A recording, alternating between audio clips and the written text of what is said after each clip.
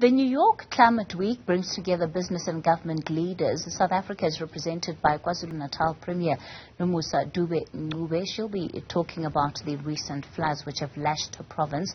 Meanwhile, at least 21 people, including school children, have lost their lives in a deadly crash on the N2 near Pongola. The KZN Premier joins us tonight.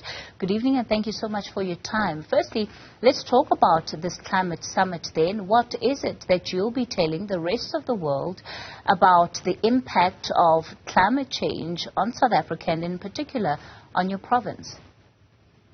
Good evening, Kathy, and good evening to your viewers at home. And thank you very much for having us in your program. First of all, as you correctly said, Kathy, let's convey our condolences to all the families of the loved ones that have lost their lives in the tragic accident in N2 near Pongola. We really are with them in prayers, and we are sadly, voicing our sadness because this accident should have been avoided if the driver was careful. And we really wish to commend the police and the community for working together with the families, but also to arrest the truck driver that was involved in this accident. Yes, Kathy, we are in the United Nations Heads of State and Governance meeting, where we are also a co-chair of the Under 2 Coalition as the province of KwaZulu-Natal.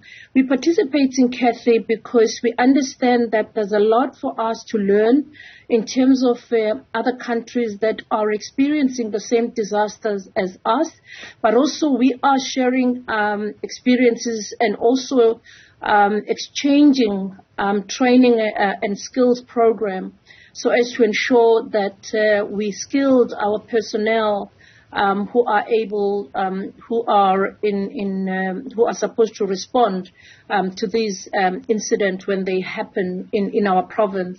Particularly, Kathy, as you know, that our province is very prone to these disasters, and as we move forward these years, it's very clear that the weather is going to become warmer as we are in the Indian Ocean, but also the ocean is going to rise. So here at this United Nations conference, there's a number of countries participating, but also there's a lot of technical expertise that are available. There are experts that are here.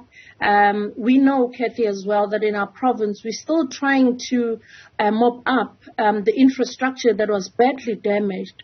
We'll also then be looking at those expertise as to how we can, in future, build an infrastructure that will be resilient to such disaster, including learning about some expertise of avoiding the water rise through various mechanisms that we've seen in other countries being utilized. All right. So let's just then go back to the issue of the accident.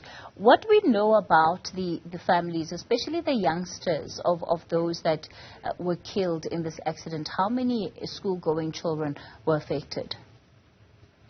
So far, Kathy, we do not have the exact numbers except to say that there are 21 fatalities.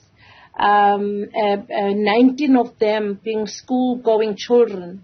Obviously, the families are still busy with a very, painful experience of having to go and to the police, but also who will also be going to identify their children.